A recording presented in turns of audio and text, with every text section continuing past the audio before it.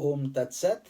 My humble prostrations to the all-pervading Brahman, to my worshipful Guruji, Swami Jyotirmayanandaji Maharaj, to the Divine Mother and all sages and saints, and to each of you, divine soul, watching today's satsang. We are currently studying the Holy Scripture, Mysticism of Devi Mahatmya, worship of God as Mother.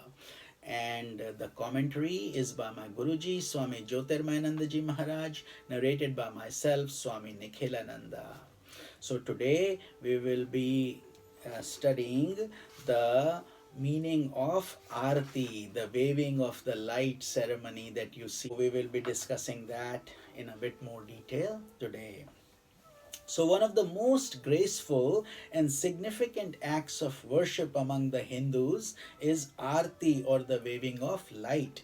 This worship is performed by burning camphor on a plate and then moving the plate in a circular motion in front of the statue. So it can be camphor or it can be fire or candle, anything, but the idea is to generate light and pray to the Devi, and moving it in a circular motion in front of the picture of the different deities, in this case the Devi. While the light produced from the burning camphor continues burning, mantras are chanted invoking the deity in his or her various aspects. And generally there's a priest who does this, but we can also do the prayers according to our feelings. When the chanting of the mantras is over, the plate with the burning flame is passed around so that every devotee may pay reverence to the sacred flame by gracefully extending the palms of his hands towards the flame and then placing the palms over his eyes at the end of the arati. So they take it like this. They take the arati, imagine this flame, and then you would take it and do it 2 or 3 times, generally 3 times, and then gently touch your eyes and feel that energy going in. So at the end of the prayer Arti, a prayer is conducted for universal peace and auspiciousness for all. So those mantras are chanted, and then prasad or sacred food is distributed among all the devotees that they have come here in sattva, in purity, and they have done a wonderful prayer, and then they partake in the holy prasad which they eat, and hopefully they get the nutrition from that with those holy vibrations. So light is the symbol of the self. The self is the light of all lights. That same light is within us. Paying reverence to the light and offering it to the divinity is a symbolic act for propitiating the light of knowledge that removes the veil of ignorance. So that is the light we are praying to, but we are using the actual external light as a symbol. When the devotee brings his palms over his eyes, he is expressing his devout prayer. O light of the Supreme, may you bestow upon me the vision of the self.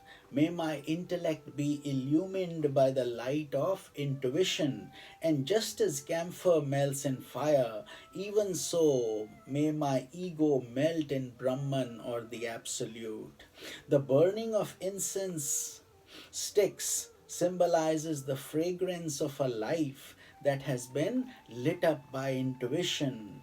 When the heart is free from impurities and life is kindled with divine aspiration, a beautiful aroma pervades every action of a person. It is the aroma of spiritual vision. Fragrance is hidden in the incense stick and emanates when it has been burned. Even so, divine virtues such as contentment, humility, and compassion are hidden in every being, and they unfold when the ego is burnt by the fire of divine love. Prasad, or the sacred food, is distributed at the end of all religious ceremonies. The sacred food is charged with divine vibrations and becomes a medium of divine grace. The vibrations of mantras, blended with the faith of the devotee, lends an amazing mystical power to the prasad. It can heal the ailments of the body and the mind.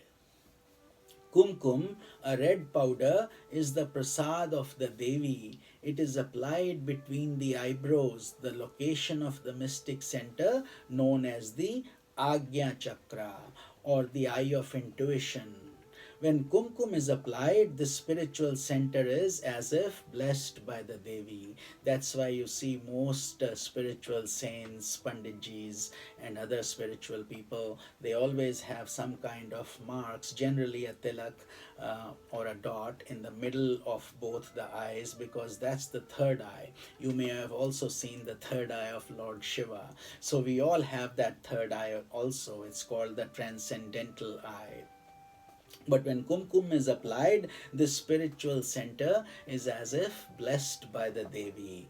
Vibhuti or ashes is the prasad of Lord Shiva and is applied on the forehead. Wearing vibhuti is symbolic of aspiring to reduce all karmas or actions into ashes by divine grace.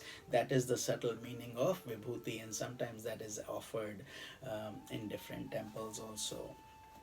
So, with this, we have concluded today's satsang and the meaning of Arati and the holy chanting of God's name. And tomorrow we will sing the Arati together and then understand the English meaning also. This is Swami Nikhilananda. Om Tat Sat.